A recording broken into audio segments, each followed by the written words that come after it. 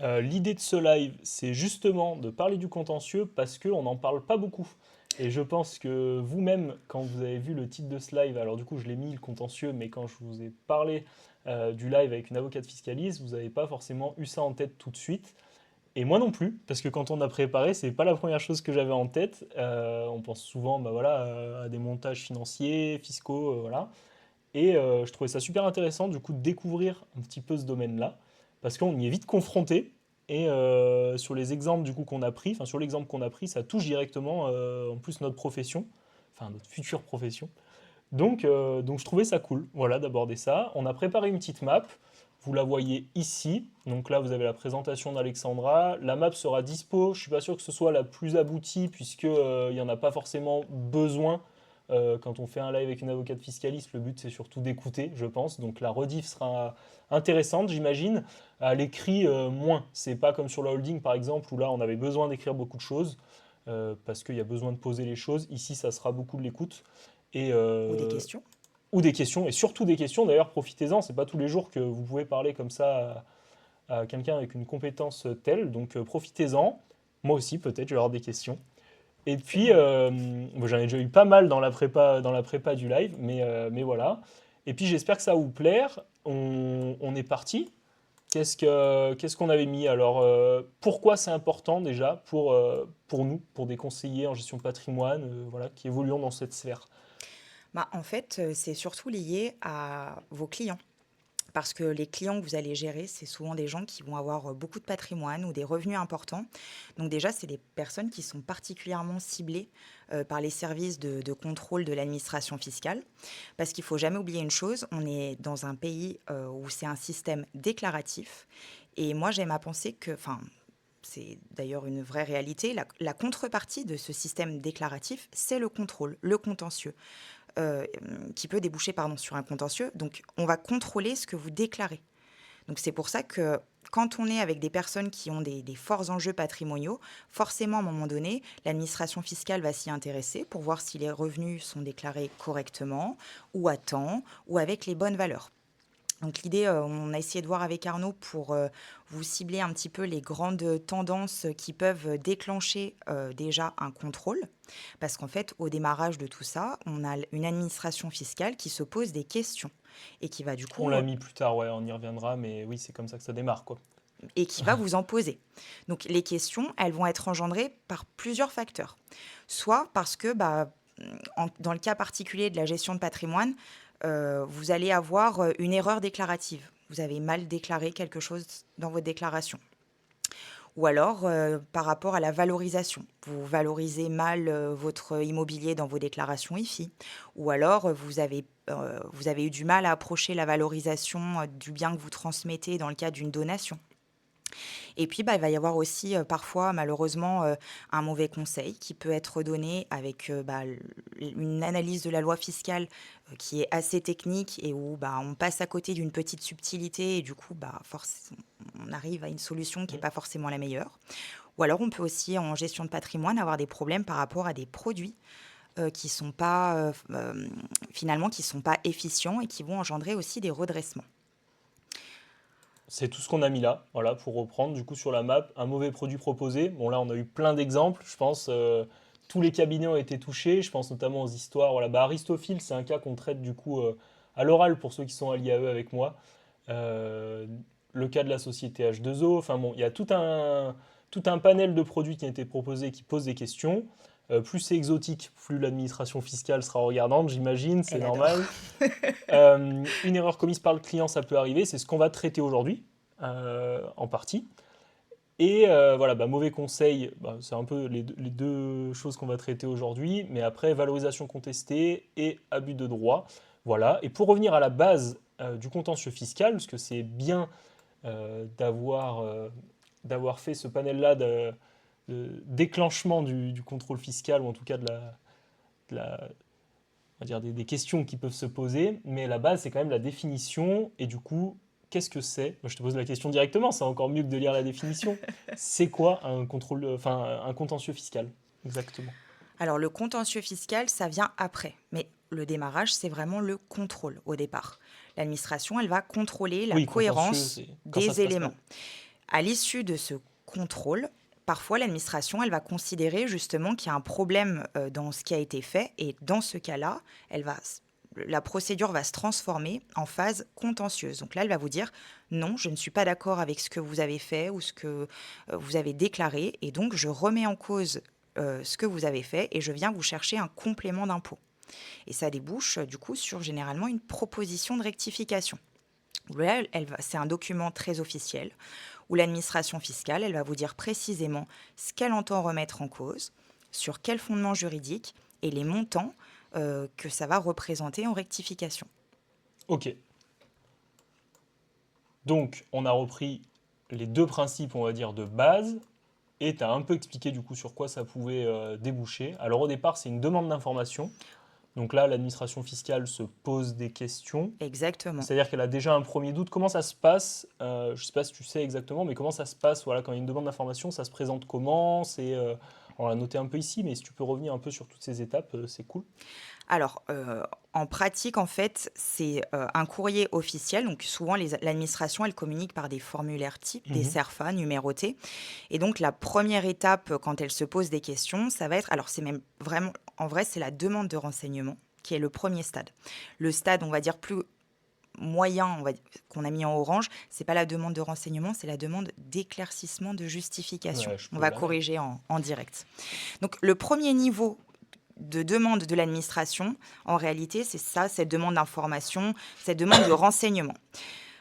Elle n'est pas contraignante. L'administration, elle dit, voilà, je me pose des questions, j'ai vu que vous aviez déclaré telle plus-value, je me demande pourquoi vous avez inscrit tel prix, par exemple, tel prix de revient de votre bien immobilier. Merci de me communiquer les justificatifs qui font que vous en êtes arrivé à ce montant de prix de revient dans votre déclaration de plus-value. Ça peut être ça. Cette demande, elle n'est pas contraignante, même si l'administration, elle fixe un délai pour y répondre. Le contribuable est libre d'y répondre ou non. Ça, après, c'est des questions stratégiques. Où on va se dire, est-ce qu'on répond? Un peu, beaucoup, pas du tout. Oui, mais si on répond pas, Ça fait l'administration mauvais va plus genre, on va loin. pas se mentir. Oui, Oui, l'administration va plus loin du coup directement. c'est ça. Enfin, c'est quoi le pouvoir justement de l'administration si on répond pas? Elle va passer par une procédure contraignante qui est la demande d'éclaircissement et de Ok, donc justification. ça c'est pas contraignant. Ouais. Par contre, en gros, ça le devient parce que si on répond pas à ça, dans tous les cas, on a ça. Donc ça, c'est déjà un peu contraignant en gros. En fait, c'est la demande d'information, c'est celle-là qui n'est pas contraignante. Et c'est la demande d'éclaircissement-justification, pardon, qui est contraignante avec demande de justificatif. On a D'accord, ok, inversé, d'accord. on Donc a c'est juste ça, inversé. c'est étape 1, étape 2. Étape 1, demande de renseignement non contraignante. Étape 2, demande d'éclaircissement et de justification contraignante. Contraignante, Ouais. d'accord. Donc ça, Donc là, cette fois-ci, c'est un courrier où on va te dire clairement, oui, c'est une demande contraignante et vous avez 60 jours pour y répondre. Et là, par contre, si on ne répond pas à ce courrier, le problème, c'est que l'administration, elle va pouvoir tout de suite envoyer le document ultime, qui est la proposition de rectification. Et en fait, là, elle va passer sur une procédure qui va pas du tout être contradictoire, c'est-à-dire avec la possibilité d'avoir des délais, une réponse, des recours hiérarchiques. On verra un petit peu plus loin ces deux procédures-là. Elle va faire ce qu'on appelle une taxation d'office. Donc, elle va arriver tout de suite. Bah voilà, vous n'avez pas voulu répondre. Moi, je pense que c'était pas bon. Donc, bim, vous prenez ça comme redressement. Vous avez 30 jours pour m'apporter vos réponses et après, je vous envoie l'avis de mise en recouvrement ou l'avis complémentaire. Donc ok. c'est déjà un peu une arme un peu costaud déjà, la demande d'éclaircissement et de justification. Et justement, soit à l'issue de ces deux premiers courriers, donc information et éclaircissement, justification, les justificatifs qu'on apporte ou les explications qu'on donne, elles sont suffisantes. Et l'administration, à ce moment-là, c'est bon, on sait qu'au bout de 60 jours, ça veut dire qu'elle ne poursuit pas. Si elle nous a pas répondu dans les 60 jours de notre Ça propre veut dire qu'elle réponse, poursuit pas, ok. elle ne poursuit pas. Soit sinon, au contraire, ça va conforter les doutes qu'elle avait. Et là, on va basculer sur ce que vous voyez, la proposition de rectification. Et pour nous, entre guillemets, ou toi, si tu accompagnes un client, c'est quoi ici les délais? Parce que là, tu as dit 60 jours, si elle répond pas, c'est ok, on est tranquille. Par contre, nous, c'est quoi les délais? Par exemple, demande d'information, on doit répondre. Alors là, c'est pas Elle te le contraignant, donc il y a. Elle te le précise, elle doit te laisser au moins 30 jours. Là, j'en ai reçu il n'y a pas très longtemps. Elle nous laisse un peu plus de 30 jours Ok, pour y répondre. ok, Après, voilà, c'est pas contraignant. Donc, elle colle quand même une deadline. ouais, Mais après, tu fais ce que tu veux. ok. Et après, là où ça devient grave, par contre, c'est la proposition de rectif. Là, la Donc là, proposition ça de veut dire que rectification, ça ouais. veut dire que la demande d'éclaircissement de justification, en tout cas la justification qu'on a apportée, convient pas à l'administration. Non, Et là, du coup, c'est l'étape forte. ouais. Là, ou alors ça la Et c'est conforte dans ce quoi? qu'elle pensait. C'est quoi exactement, du coup? Proposition de rectification, là, c'est une sanction directement. Plus ou Alors, moins grave, mais alors, en fait, si tu veux, c'est vraiment le courrier qui motive pourquoi l'administration, elle pense que tu dois un complément d'impôt. ok. Donc, en fait, c'est vraiment, elle va te dire, bah voilà, prenons un exemple, une plus-value. Vous avez déclaré Bah, c'est l'exemple qu'on va prendre après. plus-value? Mais oui. Bah, oui, c'est plus-value sur. Après, j'en ai plein, Ah, ok, t'inquiète pas. ok. Mais partons sur une plus-value immobilière. Tu as déclaré, donc t'as fait ton notaire a fait la déclaration de plus-value. Elle met un prix de revient assez important. Finalement, elle considère les justificatifs ou le calcul de cette plus-value. Il y avait dans la construction du prix de revient, il y avait des choses qu'on ne pouvait pas prendre en compte. Mhm. Là, elle va dire, bah non, votre plus-value, c'est pas 100 000, mais 200 000 euros. Donc, en fait, je vais vous appeler tel complément d'imposition parce que ce justificatif, il n'est pas bon. Et en application de tel texte, on aurait Oui, dû donc plus calculer comme ça. pénalité, plus. Donc, voilà la note finale sur une base de 100 000. Voici l'impôt que vous devez, plus les majorations, plus intérêt de retard. Ok. Voilà. Ouais. C'est le C'est serveur qui apporte la note, mais là, ça se passe mal, quoi. Alors, ça s'appelle une proposition, Ouais. d'accord? Pour faire passer la pilule. Mais le truc hyper bien, par contre, c'est que quand tu as une proposition de rectification, tu as la possibilité d'y répondre. Et c'est là où Et c'est là où tu interviens, en quelque sorte, aussi. Oui, Parce que des fois, tu peux sauver des à clients qui. minima, à ce moment-là, oui. Oui, oui, bah, c'est mieux d'intervenir en amont. Plus on J'imagine que le plus intervient tôt est tôt, le oui. mieux, mais ok. De toute façon, on va revenir un petit peu sur tout ça, puisqu'on va parler des manières dont on peut agir pour Exactement. éviter d'arriver jusque-là, Si justement. tu es d'accord, avant d'aller Moi, je sur suis les manières d'accord dont avec on tout. peut agir, est-ce que tu es d'accord pour qu'on montre notre petit schéma de procédure pour aller au bout des délais sur la proposition de Aucun problème. rectification? Ça, Comme ça, on est dans la continuité du truc et je pense ça, que le ça peut schéma être est top. logique. Alors, Donc, là, vous l'avez en gros, normalement. j'espère que c'est visible. Ouais, ok. Oui, je pense que oui. Soit on aura un retour dans le chat, hein, si c'est pas visible, mais je pense que oui. Si ça va pas, on va se faire. Non, non, je pense que c'est bon. Là, je t'ai dit tout à l'heure, il y a deux procédures. Taxation d'office, on va pas en parler parce que franchement, c'est hardcore Ok. et ça va faire peur. Mais c'est-à-dire, bah si, on doit en parler, on doit en parler, on doit Alors, en on parler. commence par celle-là et comme ça, on montre les. En fait, là, j'ai essayé de schématiser de la manière la plus simple possible et accessible en un clin d'œil de toutes les étapes d'une procédure fiscale quand on est en procédure contradictoire. Mhm. C'est-à-dire qu'on a déposé dans les délais, c'est la procédure de principe de l'administration. C'est-à-dire donc, tu reçois ta proposition de rectification. Alors, c'est hyper bizarre. Avant, les gens les recevaient par courrier recommandé. Et maintenant, ils les reçoivent sur un lien escale directement dans leur boîte. Et il y a plein de gens qui flippent parce qu'ils se demandent ce que c'est. Ils ont l'impression que c'est un spam, donc ils n'osent pas ouvrir, etc. Donc maintenant, elle utilise ces leviers-là pour envoyer D'accord, ok. la proposition. Ok, intéressant. Donc c'est important parce qu'en fait, ces moyens de recevoir ces éléments de procédure, on a les décomptes de délai qui sont hyper importants en procédure fiscale. Comment ça, tu as les décomptes de délai? Ils sont directement indiqués En fait, tu vas voir, là, j'ai mis sur mon schéma 30 jours, 30 jours. Ah, d'accord, oui. Tout ça, c'est des délais qui sont impératifs. C'est-à-dire que quand tu reçois une proposition de rectification, à partir du moment où tu la reçois, Mhm.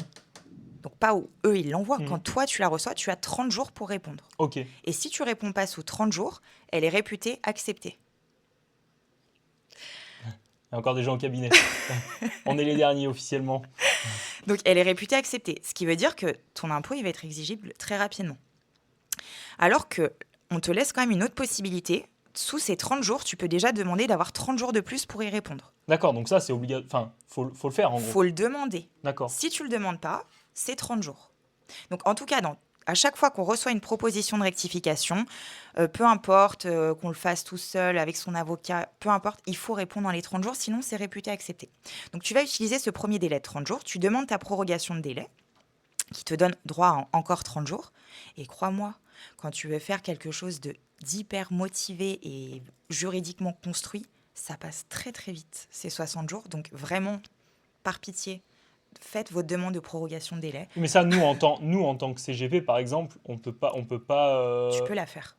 On peut la faire. Donc Moi, ça, c'est important à savoir. mets régulièrement à disposition, j'offre des modèles de demande de prorogation de délai. Je le fais généralement avant les vacances parce que comme l'administration adore envoyer ses documents Non, mais encore plus, avant Noël, avant encore les plus vacances cette année, d'été, enfin encore plus là, en oui, cette période compliquée pour le mais gouvernement, le je, le je, petit cadeau, je pense que on n'est pas à l'abri d'avoir certains clients, c'est alors ça. au cabinet, mais je parle aussi pour les autres cabinets, Oui, qui qui vont avoir des reçoivent. propos. Ouais. Donc là, le premier réflexe, déjà, c'est vraiment de faire cette demande de prorogation de délai. On trouve facilement des modèles.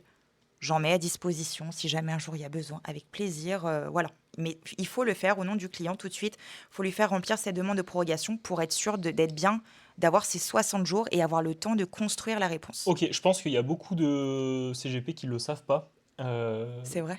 J'imagine que oui, enfin je suis même certain, oui. Et je pense que c'est intéressant de le savoir. Donc je suis super content d'apprendre au moins une première chose. Là, au bout de... ça fait pas très longtemps qu'on discute, j'ai déjà appris quelque chose de hyper intéressant. Ok, donc ça, absolument, faut le Faut faire. le faire. Ensuite, on a les Pour 60 te jours. laisser le temps de faire ce qu'on appelle les observations du contribuable. Donc toi, c'est ton courrier motivé où tu expliques pourquoi tu n'es pas d'accord avec la proposition de rectification de l'administration. Ok. Et où tu vas contester aussi les pénalités si on t'applique Ça, des ça, un pénalités. CGP peut le faire aussi. Il peut tout ça, en fait, toute cette Oui, procédure fiscale, il faut comprendre que c'est pas oui, parce que même le obligatoire d'être client fait pourrait par le faire en avocat. soi. Par contre, la vraie valeur d'un avocat et clairement d'un avocat fiscaliste, c'est que nous, on maîtrise cette procédure et que surtout, on va, enfin moi, après c'est ma vision. Je pense qu'on a intérêt d'utiliser tous ces leviers là, tu vois, qui sont dans le schéma du Mhm. précontentieux fiscal, parce que tu arrives la plupart du temps à solder des dossiers sans avoir à passer Oui, par c'est la ce que case tu disais tribunal. quand on était en visio pour préparer le live. C'est que oui, la plupart des cas, tu arrives à les traiter avant, quoi. C'est ça. Et je pense que ça serait dommage de se couper de tous ces leviers qu'on a dans la procédure euh, et de prendre le risque de devoir être obligé d'aller poser nos arguments, nos défenses devant un tribunal Mhm. où c'est long, les juges, ils n'ont pas le temps de traiter les dossiers, alors qu'un bon dialogue avec l'administration peut suffire à purger le dossier. C'est ça aussi que je voulais aborder pendant ce live, c'est que ton métier, il est assez loin du métier d'avocat qu'on voit dans les séries ou l'idée qu'on s'en fait. Ah oui, Tu plaides peu, oui, et de ce que tu m'avais dit en tout cas, c'est vrai. et oui, tu traites beaucoup de dossiers dans ton bureau, c'est beaucoup de recherche, c'est un travail minutieux. Est-ce que justement tu pourrais là prendre quelques instants pour nous expliquer ton métier, tu vois, en quoi ça consiste exactement Oui. En fait, il y a plusieurs casquettes dans notre métier, mais avant tout, il faut bien se dire que les avocats fiscalistes, enfin, on est des rats de bibliothèque. On passe nos C'est comme journées à... l'ingénierie patrimoniale, en gros, si Mais vous oui, voulez, pour comparer dans mon métier. mais tu fais des recherches, de la jurisprudence, de la doctrine, tu lis des trucs, tu cherches, après tu essaies de comprendre, de construire. Ça, c'est vraiment sur le volet compréhension et stratégie. Et puis, bah, quand tu fais du contentieux fiscal, ce que j'adore faire, t'as... D'ailleurs, il y a des avocats qui sont plus ou moins spécialisés. Toi, tu disais que c'est à peu près ta spécialité. Non, ce n'est pas ma spécialité parce que je n'ai pas la mention de spécialisation du D'accord, CNB. mais tu Ça, adores ça faire va, ça. mais j'adore faire ça. Mention de spécialisation, c'est-à-dire, il faudrait, on en avait parlé d'ailleurs, mais je me rappelle C'est une plus. sorte de certificat délivré par le Conseil national des barreaux qui atteste que tu as une connaissance suffisante pour te dire spécialiste dans ton métier. D'accord, donc toi, tu n'as pas le droit, aux yeux de la De loi, me dire d'être spécialiste. spécialiste. Ouais. Je vais essayer de la passer en 2026 parce que ça, maintenant que ça fait 10 ans que j'exerce, je pense que je peux commencer à me sentir légitime à la présenter. Mais sinon, les avocats, on est entre guillemets. Aujourd'hui, on a le droit de dire qu'on travaille dans certains domaines, mais on n'a pas le droit de se dire spécialiste du domaine. Mais en tout D'accord. cas, une chose est certaine, c'est que quand un avocat fiscaliste, il maîtrise le droit fiscal parce qu'en principe, il fait que ça toute la journée. Et nous, donc, dans notre volet aussi de métier d'avocat, on fait beaucoup. Donc, quand tu fais du précontentieux, ton travail aussi, bah, ça va être de rédiger énormément des courriers motivés, pour remettre en cause bah, les propositions de rectification. Et puis, tu as aussi un gros travail de négociation ou de persuasion en direct de l'administration. Parce que la suite de la procédure, donc quand tu as présenté tes observations, Je reviens juste sur cette ouais, phrase-là que je trouve hyper intéressante. C'est ce que tu disais, la grande plus-value de se faire accompagner par un ou une avocate, c'est que vous connaissez les rouages de l'administration et comment ouais, s'adresser à l'administration, et comment tout ce système-là fonctionne. Et nous, en tant que CGP, on pourrait s'y aventurer. Le gros problème, c'est qu'on ne maîtrise pas ces rouages-là parce qu'on y est beaucoup moins confronté que vous. C'est ce que tu me disais. C'est ça. En gros, on va surtout perdre du temps parce que c'est du temps qu'on perd sur d'autres dossiers à traiter quelque chose qu'on ne maîtrise pas forcément.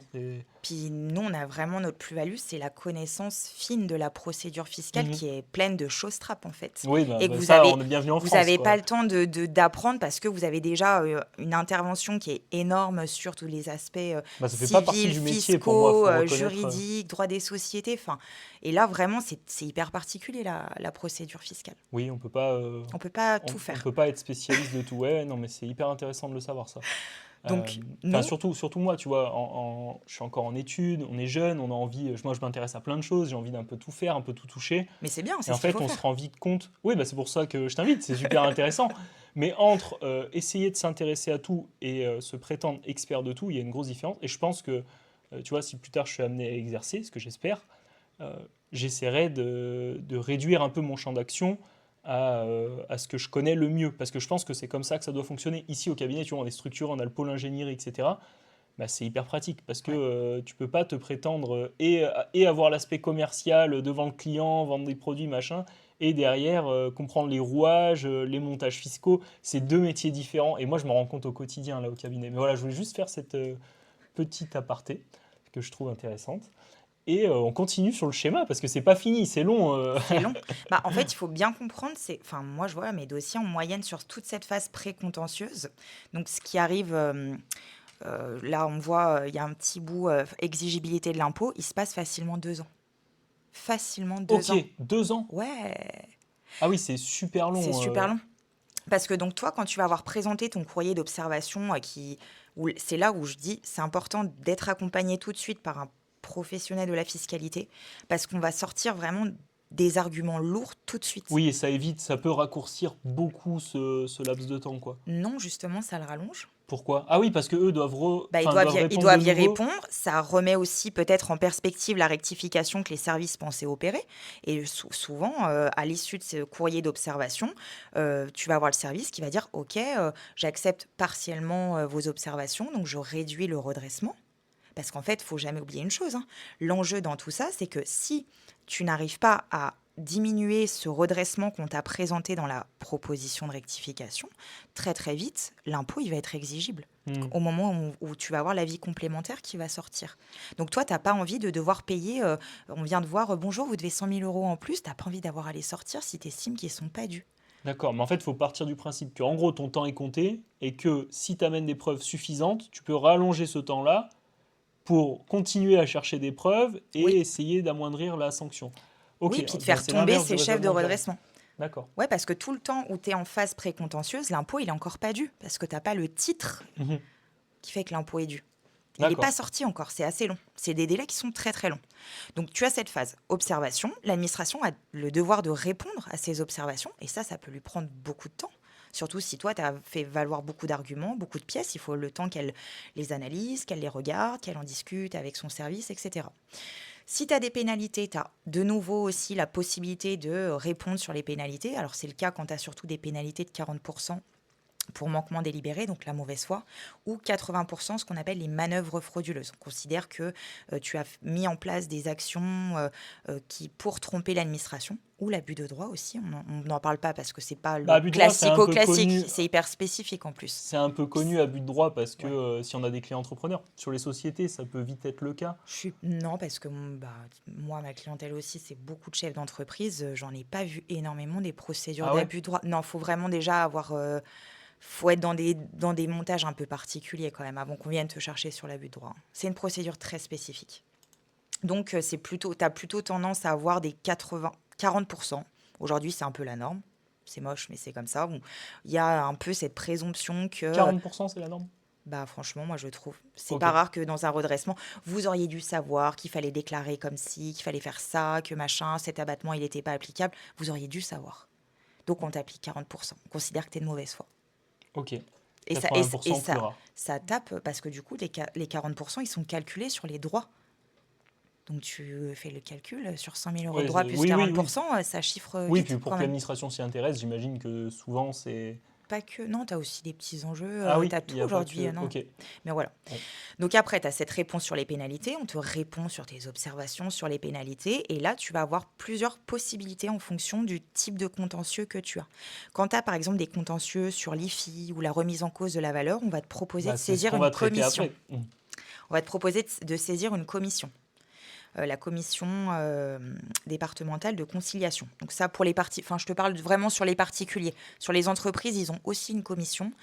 C'est la commission des impôts directs et des taxes sur le chiffre d'affaires. C'est quoi ce comité? Ça D'une consiste manière en quoi? générale, les commissions, ce sont en fait des endroits où tu as le président d'un tribunal et tu as des représentants de l'administration fiscale, des représentants du contribuable, et on te donne la chance d'arriver à de nouveau présenter ton dossier à des personnes autres que celles auxquelles tu as eu affaire jusqu'à présent, donc le service de contrôle, pour éventuellement, pareil, trouver une solution, soit te donner raison, soit donner raison au service, mais le dossier, ça le permet aussi de prendre de la hauteur. D'accord. Et c'est hyper important, je trouve, d'aller chercher, d'aller saisir ces commissions parce que ça donne l'opportunité de discuter encore sur des points particuliers, faire valoir des arguments qui n'ont pas été entendus par le service, avec des personnes qui ont un peu plus de recul. Donc, c'est des exercices intéressants.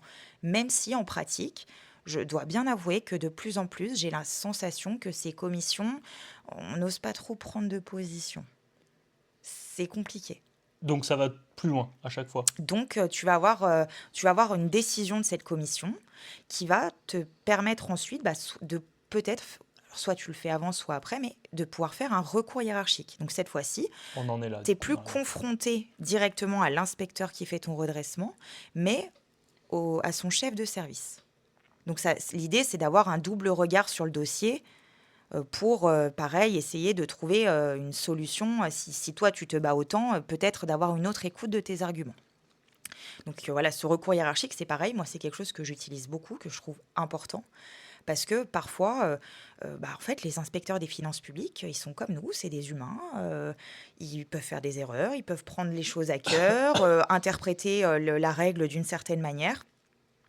Et donc, de pouvoir aussi, c'est la chance qu'on a en contentieux fiscal, enfin le pré-contentieux fiscal, c'est de pouvoir avoir plein d'opportunités de prendre de la hauteur sur le dossier ou de le confronter à d'autres interlocuteurs. Et moi, c'est des outils que j'adore utiliser. Oui, mais d'autres interlocuteurs, mais je veux dire, Alors, ça a une reste très limite quand interne. même, parce que voilà, oui, c'est hyper interne. Là, Ouais. tu dis, en gros, c'est son supérieur, quoi. Donc Oui, il y a peu de mais chances qu'ils aient pas du tout la même vision. Ça peut adoucir peut-être un peu. j'ai prévu de faire un post là-dessus prochainement. C'est vrai. Ouais, je suis d'accord avec toi. Faut Il y la a- suivre, il y a une Alexandra. Elle fait des tendance. super posts LinkedIn. Ça peut vous permettre de comprendre un petit peu tout ce monde-là.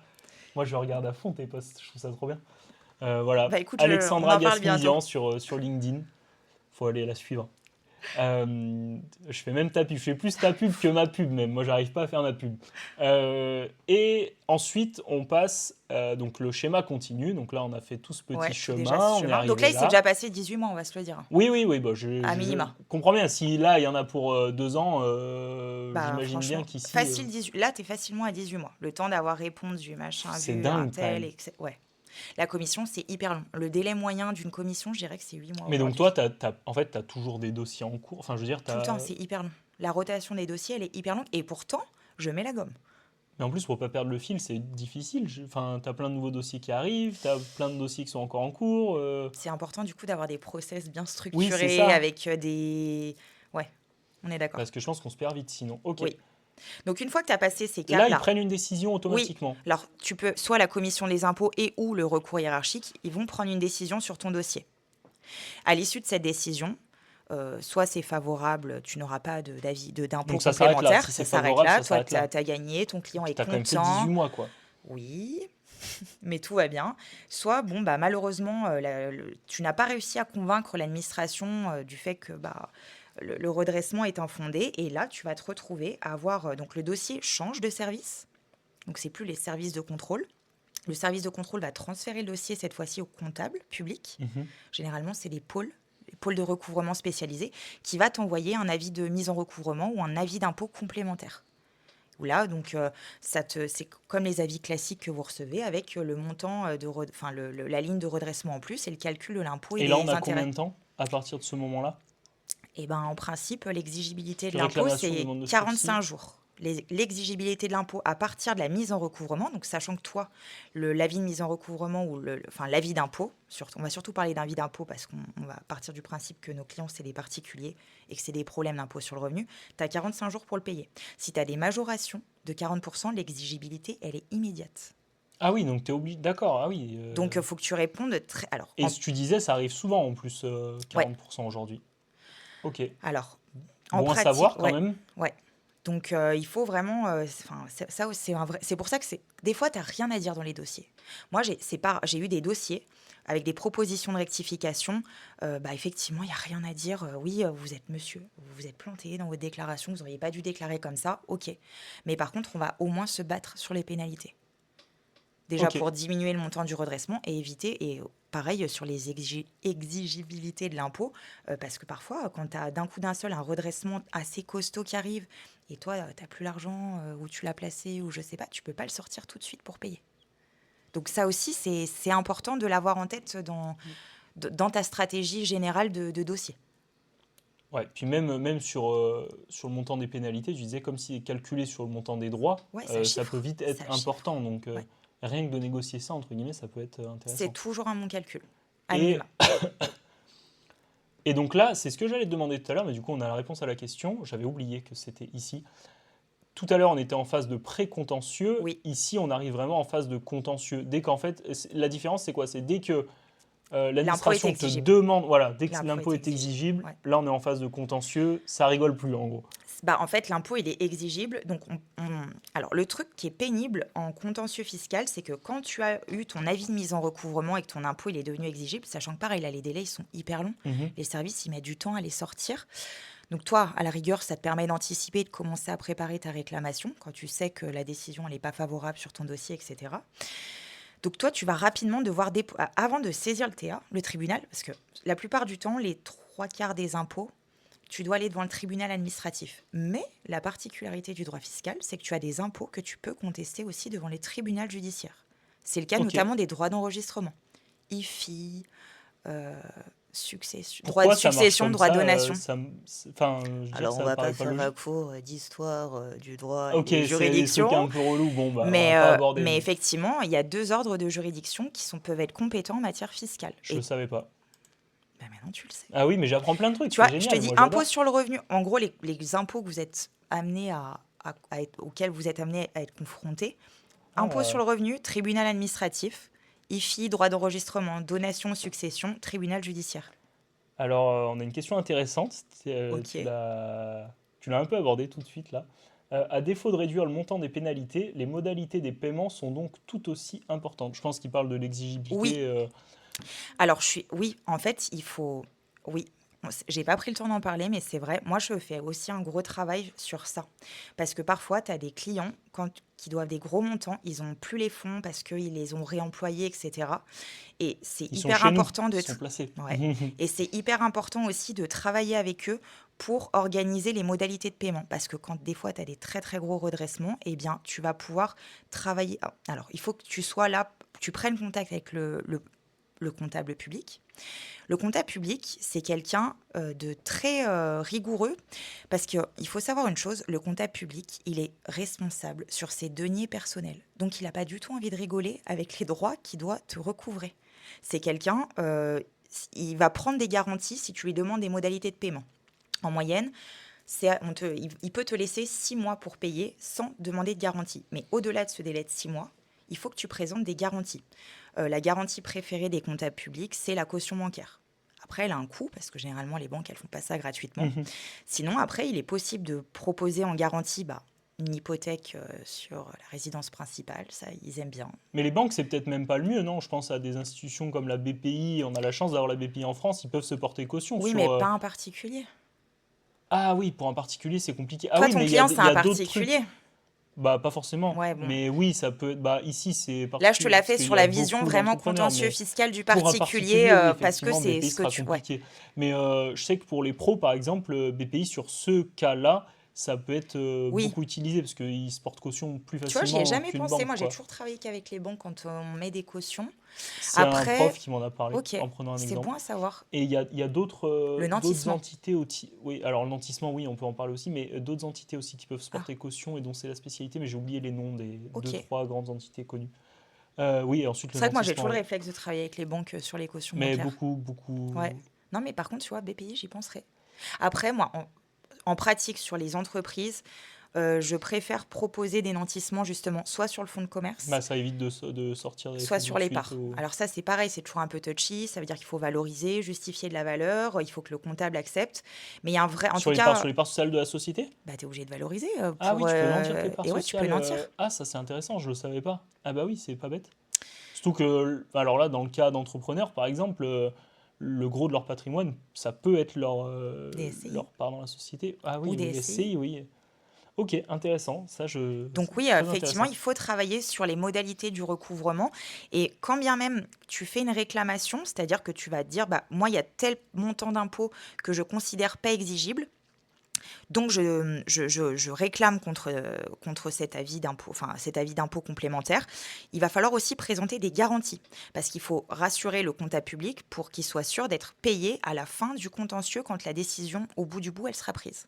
Donc pareil, là, il va te demander des garanties dès que tu dépasses 5 000 et des bananes, je sais plus, de droits, donc ça va très très vite sur des, on va dire, la majorité des redressements. Il faut avoir ce réflexe de présenter des garanties, soit pour les modalités de paiement, soit en tout cas pour ne pas avoir à payer les droits immédiatement et les mettre en sursis le temps que la réclamation, elle se fasse. Tu vois, là, je suis content parce qu'on aborde un peu justement tous les rouages de ce système-là qu'on connaît pas forcément. En fait, c'est plein de petites choses qu'il faut savoir, mais mis bout à bout, c'est impossible de tout savoir, quoi.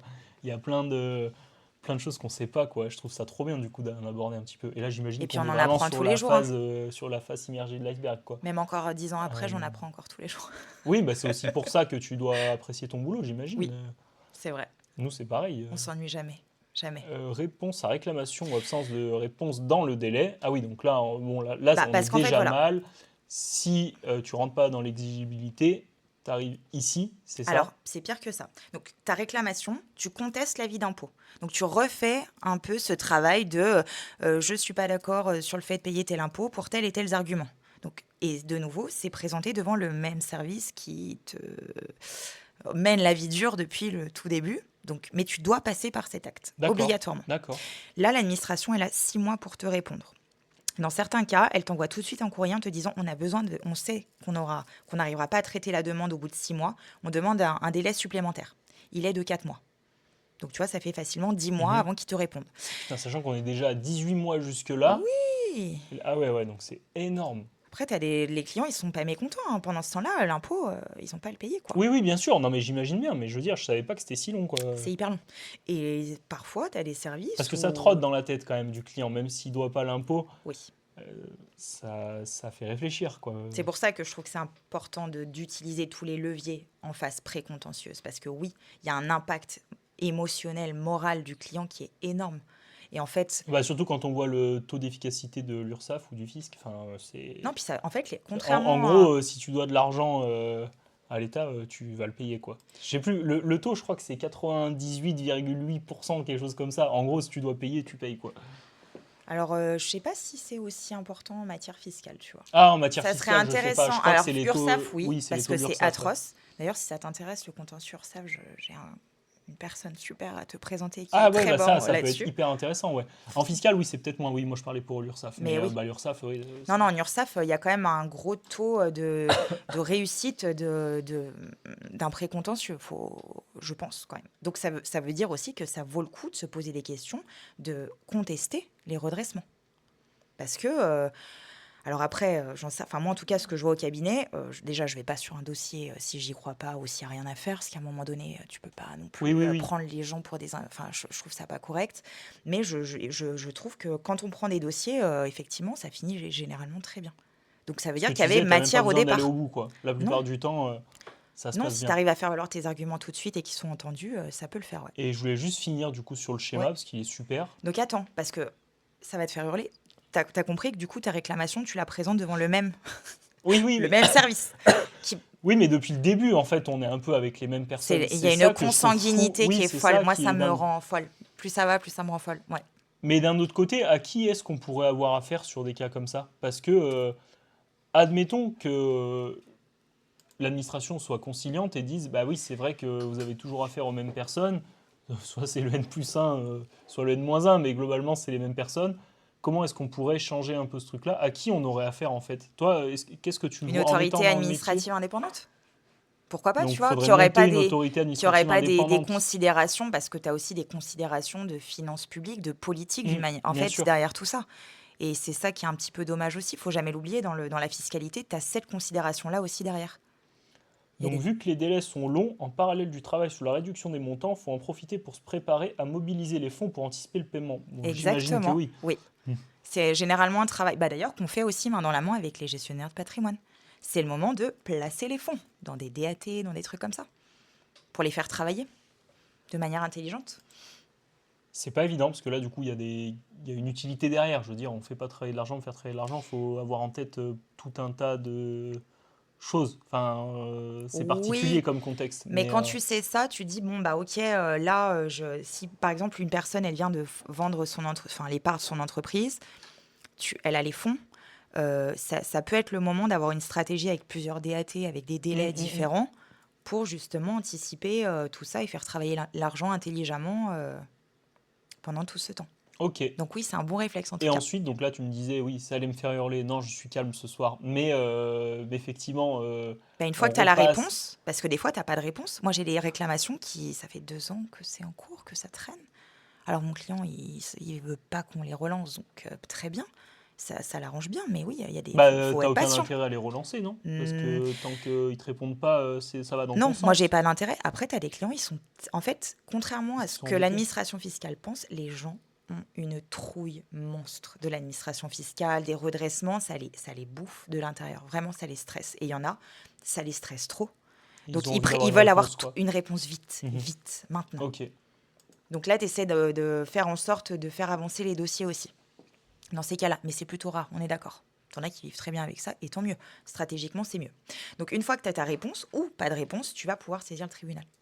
Mais tu te rends compte toutes les étapes Ouais, ouais, que il y en a un tu as à paquet. franchir avant d'en arriver à l'étape tribunal. Où là, c'est pareil, une fois que tu as saisi le tribunal, on est sur des délais, mais Monstrueux. stratosphériques. Ouais. Ok. Bah, j'espère que ça vous a intéressé ce schéma. Moi, j'ai trouvé ça cool. Et puis, on reprend la map Ouais, parce que du coup, parce qu'il y a tout un tas de choses à dire. Oui, mais c'est comme ça que ça marche, hein, les lives, c'est fait pour. Et là, on arrive sur du coup comment bah ouais, agir. quand on Maintenant qu'on a reçoit, vu voilà. tout le process, j'imagine qu'il y a plein de choses à mettre en place. On en a déjà pas mal parlé quand Ouais, on a c'est vrai. préparé le live.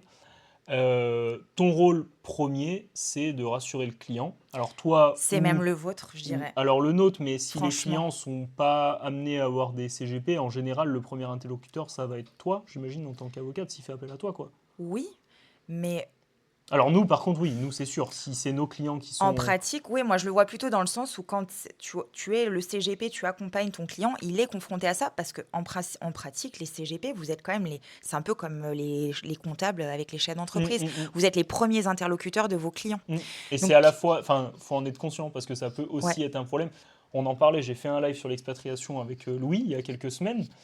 Et on disait, voilà, il y en a beaucoup qui sont pas à même de savoir répondre à des questions sur l'expatriation parce que bah, ça les intéresse pas forcément, ou ils pensent que c'est pas leur compétence à eux. Et en fait, si, parce qu'un client, quand il veut s'expatrier, la première personne qui va aller voir, c'est la personne chez qui ses sous sont placés. Donc c'est vrai. c'est ton CGP ou ton Oui, banquier privé, voilà. oui, Et donc c'est super important, au moins d'avoir des bases. des bases, Après, on est c'est des, d'accord. voilà, chaque métier a sa propre compétence. Il faut savoir séparer, cadencer tout ça. Mais en tout cas, de reprendre la base, nous on a repris les articles premiers, le 4A, le Ouais, 4B, les mais critères de c'est déjà l'OCDE. énorme. Bah, c'est au moins on peut savoir Oui, répondre à un client. Aujourd'hui, moi, bah, du coup, la map, je l'ai travaillé à fond pour pouvoir préparer le live et tout. Merci à Louis d'être venu. Et ben aujourd'hui, je suis en capacité de répondre à un client qui voudrait s'expatrier, en tout cas de lui donner les modalités globales, sans l'accompagner jusqu'au bout, mais en tout cas de lui donner les modalités globales.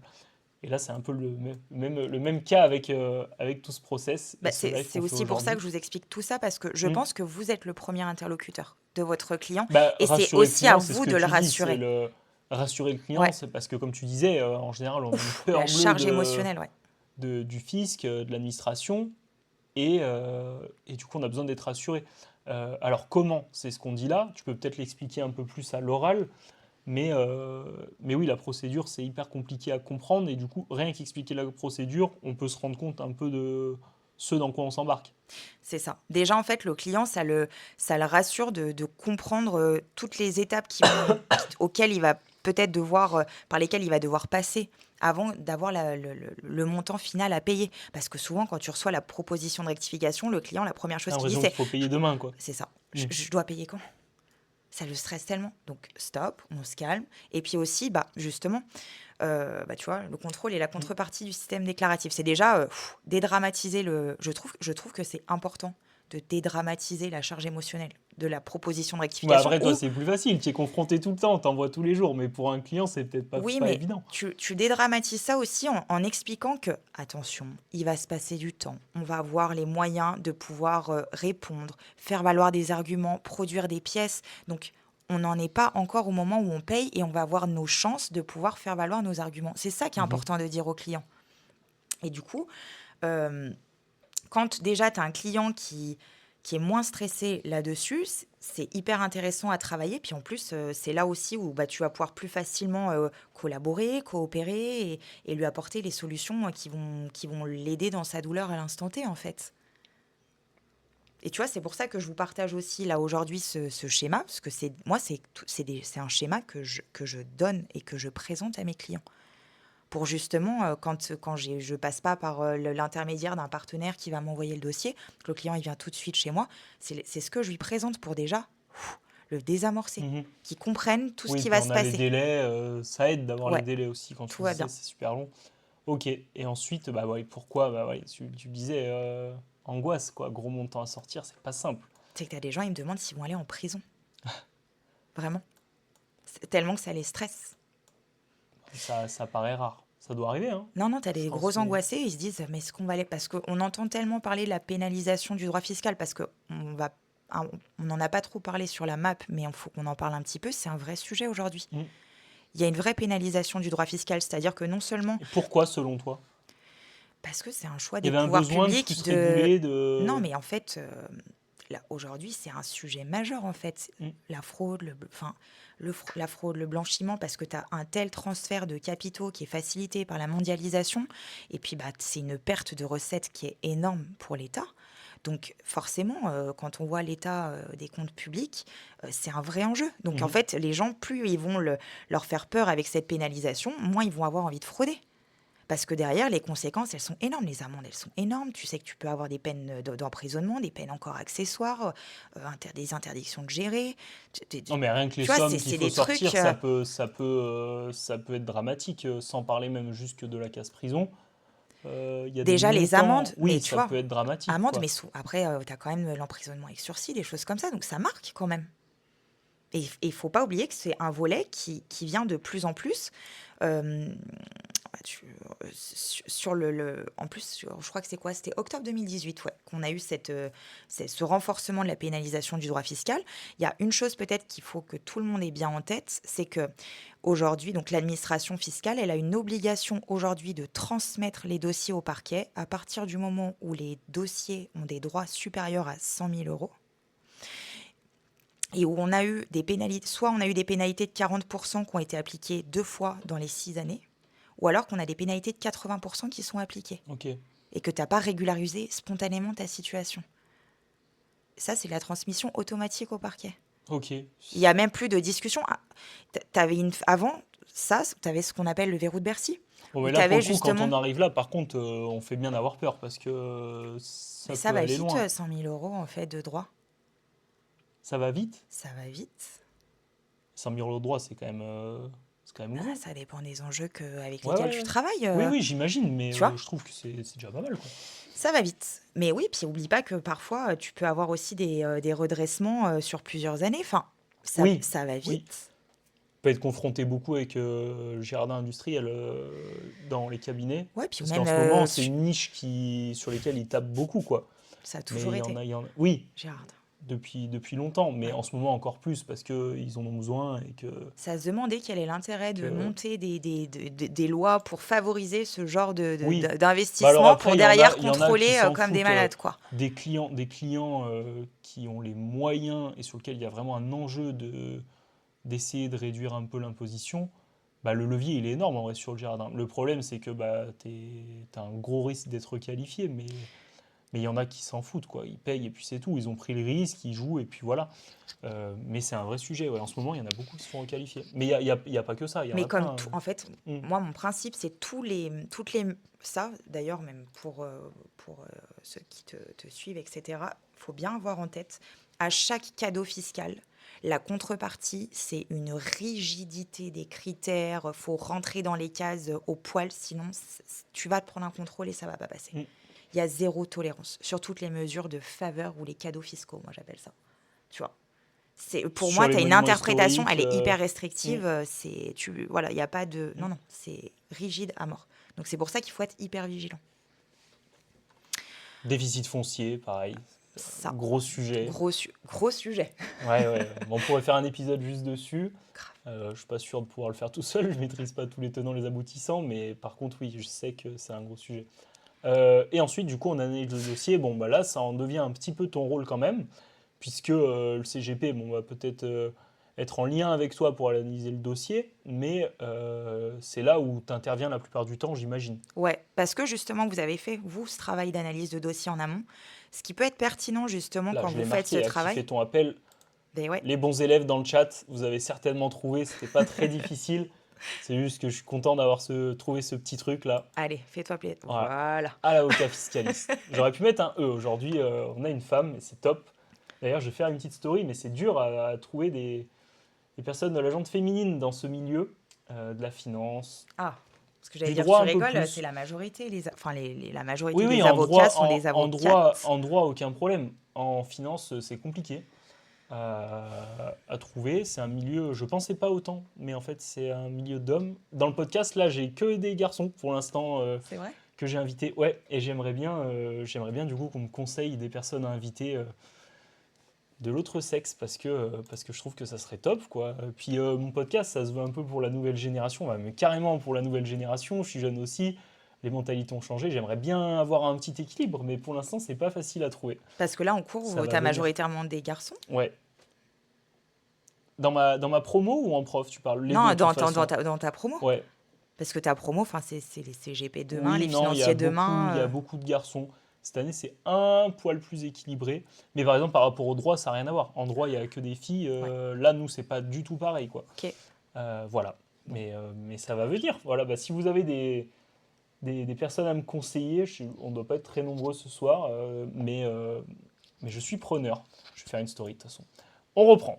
Donc, on fait appel à toi. Tu prépares les pièces. Tu prépares les pièces. Oui, et après, bah C'est oui, toi on qui est as la main obligé, sur le dossier. mais après, Non, mais c'est après vrai. c'est toi qui vas t'en servir Oui. pour les analyser. Après, Nous, on envoie juste. mais déjà, tu peux préparer Enfin, pour moi, dans les bonnes choses à faire quand tu accompagnes ton client, ça va vraiment être ça. Tu lis la proposition de rectification, tu as désamorcé ton client, tu lui as expliqué la procédure, tu lis la proposition de rectification, tu essaies de comprendre les chefs de redressement, enfin vous avez des super niveaux en fiscalité, etc.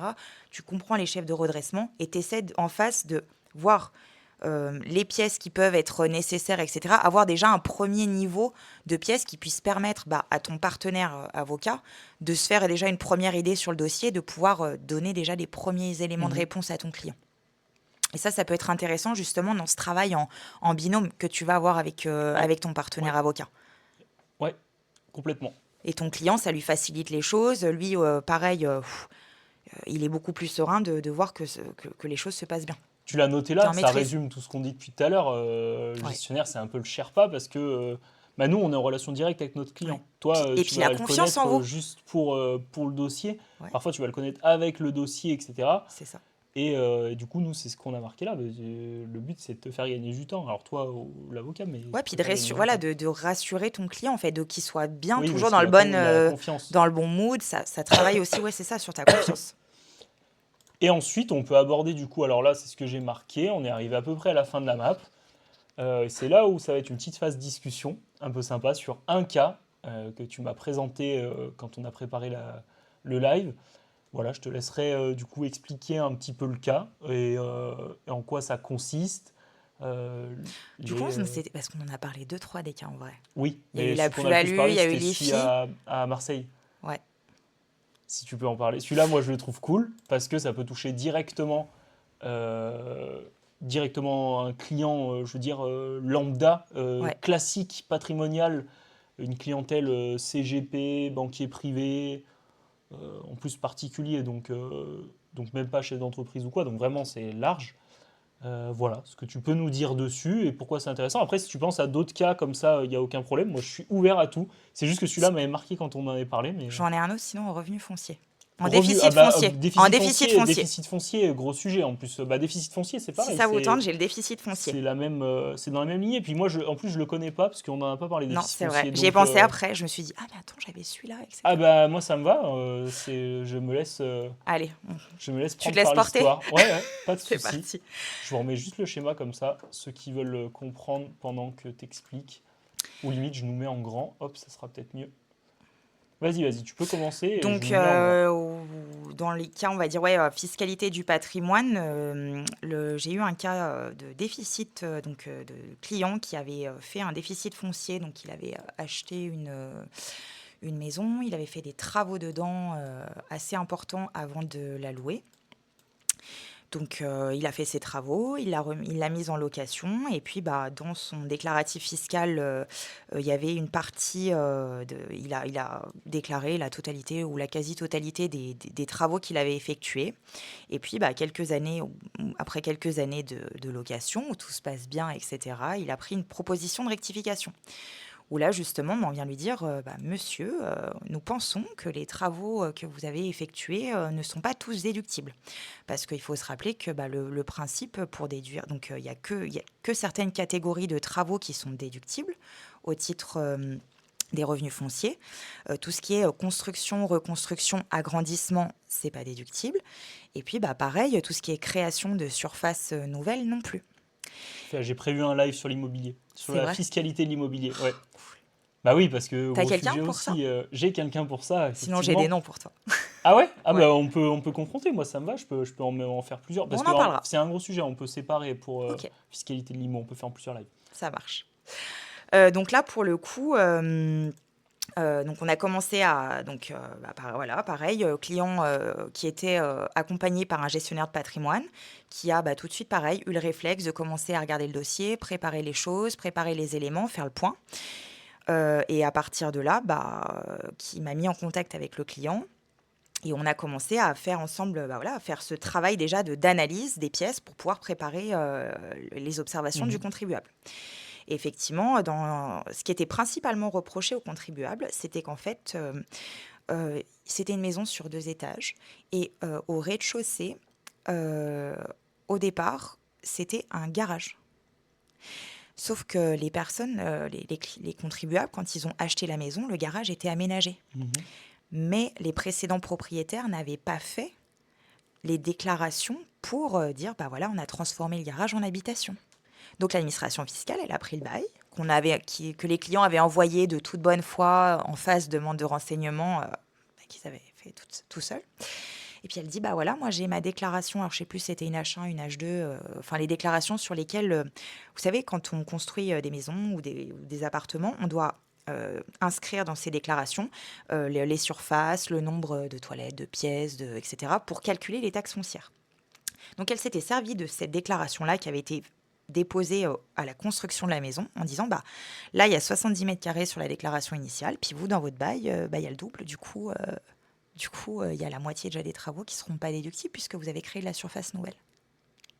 Ah ouais, ok, intéressant. Bah T'es après, content? là, dans ce cas-là, c'est pas... Enfin, si la personne n'était pas au courant, parce que c'est les anciens propriétaires qui avaient mal fait le job. Ouais. Mais comment tu vas le démontrer du coup qu'à l'époque, que toi quand tu as acheté, toutes ces pièces, elles étaient aménagées? Tu vas le démontrer comment? Ah ouais, Parce qu'en fait, il faut jamais oublier une chose, c'est que le contentieux fiscal, même si c'est l'administration fiscale qui a la charge de la preuve, tu te dois aussi, toi, de prouver les éléments dont tu te prévaux. Parce que c'est quand même toi qui as les pièces, toi qui as les éléments, donc tu dois faire cet effort de prouver.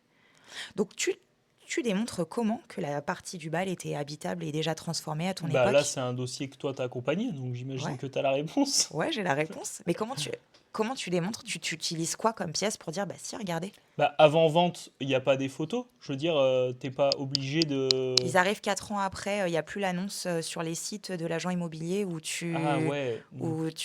Enfin, tu vois, donc non, perdu. Parce que j'allais dire c'était la solution la plus simple, mais j'imagine que ça aurait été un peu Ah, trop simple. Mhm. ça aurait été calme. L'acte de notaire, non, parce que tu précises pas.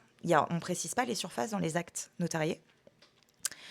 Ouais, Et ben, précise les on s'est montants et tout, servi mais de plein pas. de choses. Le DPE, Ok. tous les diags, mais c'était border. On a essayé aussi de faire appel aux artisans à faire des attestations, mais ça, Mais le DPE, il c'est... va juste te dire que c'est bien isolé, que. Non, parce que tu as quand même des fois dans les DPE, quand tu as certains diagnostiqueurs qui font un travail assez qualitatif et du coup, en fait, ils mettent le détail des pièces, les surfaces, la typologie de pièces. Donc nous, on a eu cette chance-là. Et puis, bah, tu vas aussi... Va falloir faire parler les anciens propriétaires. Il a dit, il y a un gars qui dit ça sur le chat. J'y ai pensé. Bah Non, oui, ça aurait pu marcher en soi. compliqué.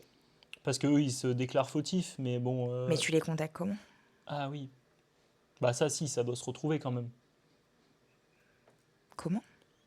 C'était il Ouais, y a 3 ans? aucune idée. Ouais, Trois ça, il quatre y a ans. Enfin, tu 3 ans vois, en enfin, arrière. faut pas oublier qu'il s'est déjà Ah, passé... celle-là, elle est bien, il s'est cette passé histoire. du J'aime bien. temps. Donc pareil, donc déjà, ton débat, il va être là. Après, bah, tu fais ton analyse, voilà, des travaux. Bah oui, effectivement, alors non, ça, je suis pas d'accord, c'est pas de la reconstruction. Ou là, oui, je suis d'accord, je veux bien lâcher ce morceau-là, etc. Et ben, pour la petite, où je vous donne déjà là, ouais, c'est bon, Bah oui, je te oui, donne la oui. Bah ça soluce. fait déjà. Regarde, Moi, ce on qu'il y a... en est à 1h07 Allez, de ouais, live, c'est cool. faut que les gens, ils aillent se manger, se reposer. Euh, le salut de ce dossier, ça a été Google Street View. Ah, t'es remonté en arrière. En plus, ah, je l'avais la réponse parce que sur l'autre cas qu'on Oui. voulait traiter, tu me l'avais dit que c'était ça. Google Street. Et du coup, tu dois être une pro de Google Street View, par Je contre. Tu suis dois. une fouine en chef, je te traque n'importe qui, n'importe où, je suis Énorme, mais oui, affreuse. c'est hyper pratique, Google Google Street Street, View. ouais, C'est énorme. Bah oui, parce que tu peux remonter en c'est arrière. ça. Et Par contre, heureusement, comment tu vois? Parce que là, c'est dans un bien. Google Street View, tu vois pas à l'intérieur des biens. Hein. tu sais, après, c'est là un concours d'indices qui fait que tu arrives à emporter la conviction de l'administration. Et là, pour le cas particulier, bah, tu voyais des petits rideaux aux fenêtres du garage, enfin, de l'ancien D'accord. garage au rez-de-chaussée. Donc là, ça cumulé avec toute la collecte de preuves qu'on avait faite, c'est comme ça qu'on avait réussi à faire cette Ok. démonstration et du coup, de dire, bah, du coup, c'était déjà habitable. Donc là, on peut bien tenir compte de ces travaux-là pour le déficit foncier. Mais en fait, c'est surtout ce travail de fouinage, de recherche, de collecte. Parce qu'en fait, tu peux bien sortir les plus belles théories du droit. Pour moi, la vraie force en contentieux fiscal d'un avocat, c'est d'aller chercher, de démontrer tout ce que tu essaies d'indiquer comme argument. Ok, voilà, ça, c'est ça, mais je le démontre comme ça, comme ça. Hmm. C'est d'arriver avec un maximum de preuves, d'éléments. Donc, tu dois faire ce travail de collecte qui est souvent un travail de titan. Mais ouais, faut pas oublier Google Street View. Bah oui, c'est hyper intéressant. Tu m'en avais déjà parlé en plus, j'aurais pu le trouver celui-là. Je suis un peu Il y déçu a là. Géoportail C'est la fin de la aussi. journée, je suis un peu déçu. J'aurais pu le trouver celui-là. J'étais Euh, mais fatiguée voilà. avec. T'en as un autre qui te vient en tête, on le traite rapidement ou pas? Comme ça, on finit le live un peu cool. Si vous avez des retours dans le chat, voilà, on est bientôt à la fin du live, ce que vous en avez pensé, si vous avez trouvé ça sympa, si vous avez des idées pour des prochains lives. Apparemment, Alexandra a des personnes à me présenter, donc ça peut être cool. Mais voilà, ce que vos retours un petit peu, j'ai vu qu'il y avait des questions sympas. Ouais, Elle était intéressante en hyper plus, donc intéressante ces c'est questions. cool. Ouais. Et puis voilà, si t'as un petit truc, et puis après on clôture, quoi. Des petits cas, je sais pas. T'as faim.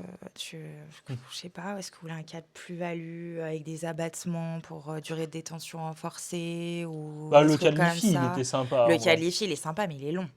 Non, Il tu est veux qu'on long, en ouais. parle vite Non, fait? il est long. Tu veux Je qu'on ferai un parle? Je post. sens que tu Non, veux il est qu'on long. parle Il d'IFI. est long, je ferai un post dessus au Si pire. tu veux, on parle un peu d'IFI, mais Bah allez, on fait rapidement. On peut on en fait parler rapide. rapidement. Moi j'aime bien parce que c'est courant en fait.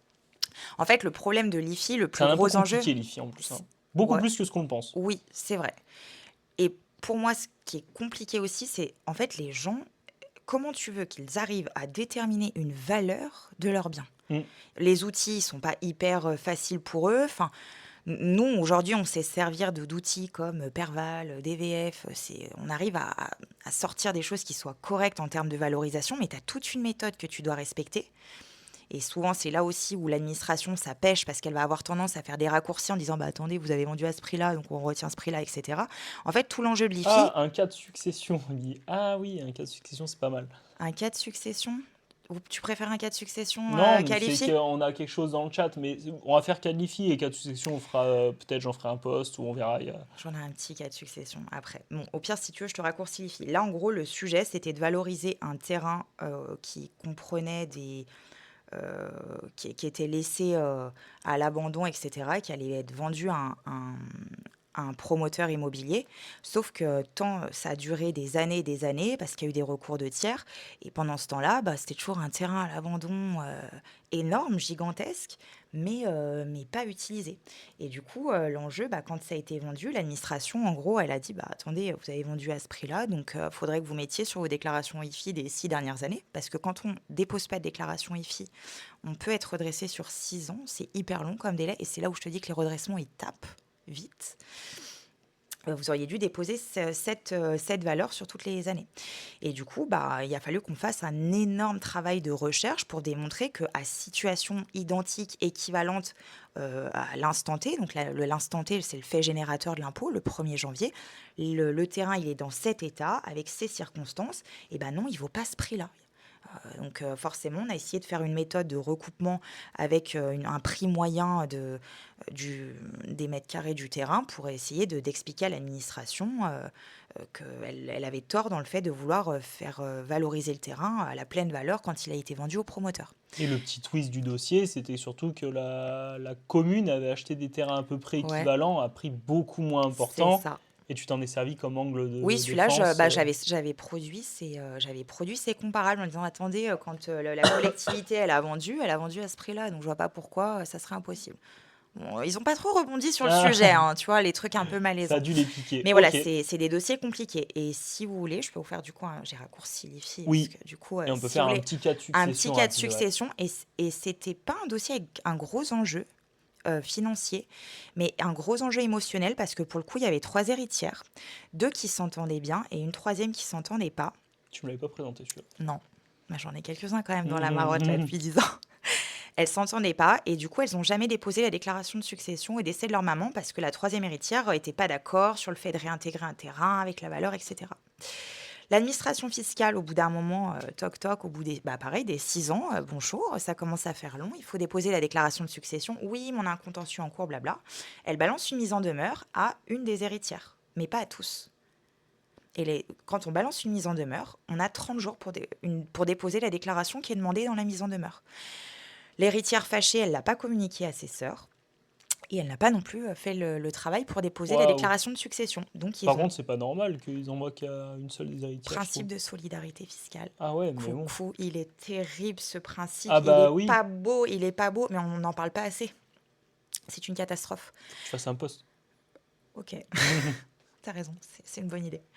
Bah ouais, Et du coup, en fait, elles se sont retrouvées avec une proposition de rectification. En fin d'année, bah voilà, vous n'avez pas répondu à mes mises en demeure, donc je vous redresse et je vous colle 40%. waouh. Bah ouais, 40, là, c'est automatique, on cherche même pas à savoir si c'est de bonne ou de mauvaise foi. Tu n'as pas déposé dans les 30 jours de la mise en demeure, donc tu te prends 40% de majoration. Donc les sœurs, elles étaient dégoûtées parce qu'en plus, elles voulaient déposer les déclarations de succession, elles avaient payé des acomptes. Et donc, il a fallu qu'on se batte comme des fous avec les services de l'administration. Alors, en plus, ils avaient intégré des tas de trucs qu'ils n'avaient pas intégrés pour le calcul des droits, pour le calcul du forfait mobilier à 5%. Ils m'avaient collé les assurances vie, tu sais, t'as les assurances vie après 70 ans. Mhm, Quand bien même tu les intègres dans ta déclaration de succession, en fait, elles sont hors mhm. succession. Donc, il ne faut pas que tu les intègres au calcul du forfait mobilier. Donc, c'était plein de petites choses comme ça qu'on est allé piocher et on s'est C'était battu. un piège qu'on avait dans un DS l'année dernière, je crois, ouais. Excellent. Ouais, mais c'était bien trouvé. Et ben c'est le monsieur que je veux inviter pour Énorme. l'immobilier, ouais. Ok. Et donc, il y a eu plein de petits sujets comme ça. Et c'est vrai que la conclusion, c'était malheureusement, l'administration a effectivement le droit de tous vous sanctionner avec les 40%, même s'il n'y en a qu'une seule qui a été touchée par la mise en demeure. Et il y a quand même. Donc, il y avait du débat sur le fond. Et après, quand bien même on a réussi à plutôt bien s'en sortir sur l'assiette, sur le fond, l'inspecteur il nous dit bah oui, mais de toute façon, il y a quand même les droits, enfin, il y a quand même des pénalités à payer parce que vous avez payé en retard ou je sais plus, je crois qu'il y a quelques jours près, on avait raté le coche.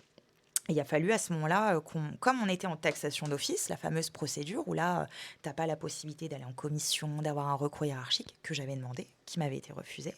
Parce que non, c'est de la taxation d'office. En gros, on te balance la propos, tu réponds, tu as ma réponse et je te balance l'impôt exigible derrière, quoi. Il y a peu de souplesse quand même du côté de l'administration, je trouve. Ça dépend.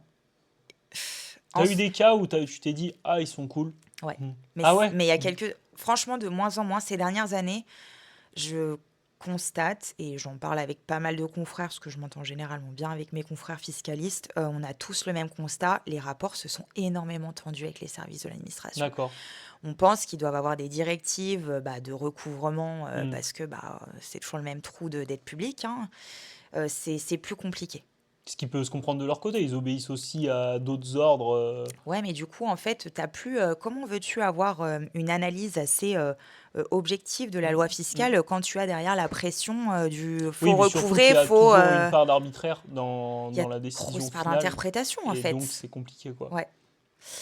Donc, voilà un petit peu pour le cas succession. Donc, la moralité de l'histoire, c'est qu'en fait, il faut bien savoir que n'importe quel héritier peut déposer une déclaration de succession pour le compte de tous les autres.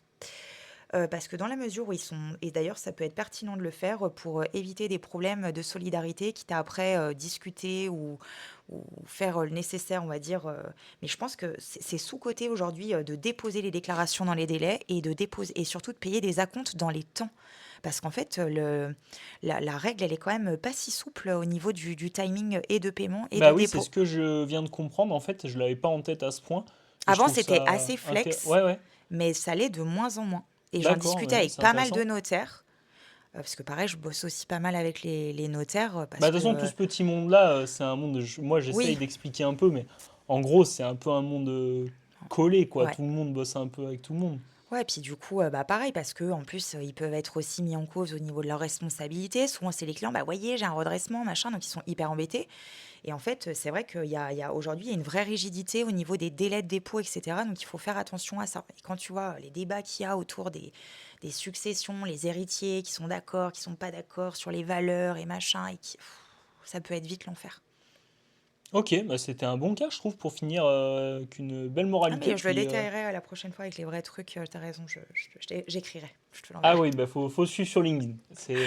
Moi je suis les posts et je trouve que c'est bien. Sur LinkedIn, on trouve quand même des trucs bien encore aujourd'hui. Ouais, C'est particulier, mais c'est on trouve particulier. des choses sympas quand même. Faut juste bien chercher. C'est vrai. Bah, merci à tous ceux qui étaient présents ce soir. J'espère que ça vous a plu. C'est intéressant, c'est pas tous les jours qu'on peut parler comme ça avec une avocate fiscaliste sur Twitch.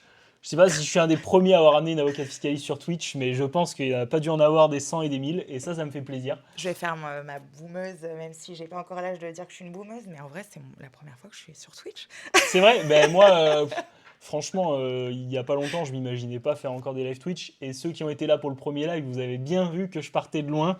C'est hyper dur à gérer en vrai. OBS et tout, franchement, c'est pas si simple. Mais non, Ouais, ça ça a va, on l'air s'en est compliqué bien ton truc. sorti. Voilà, et ben on se retrouve la semaine prochaine, normalement, pour un live. Et il faut que je termine de préparer. C'est beaucoup de boulot, tous ces lives. Franchement, T'as du mérite de faire ça quand même, c'est en beaucoup de plus de boulot. tout le Puis, reste. puis le podcast, c'est beaucoup de boulot Ouais, aussi. j'imagine. Mais bon, ça me fait trop plaisir. J'espère que ça va marcher, que ça va intéresser des gens. Et puis j'espère que vous, déjà, ceux qui étaient présents, ça vous a intéressé. Voilà, on se retrouve très bientôt. Et ben merci à toi, Alexandra. Merci de m'avoir invité. Au revoir. Au revoir.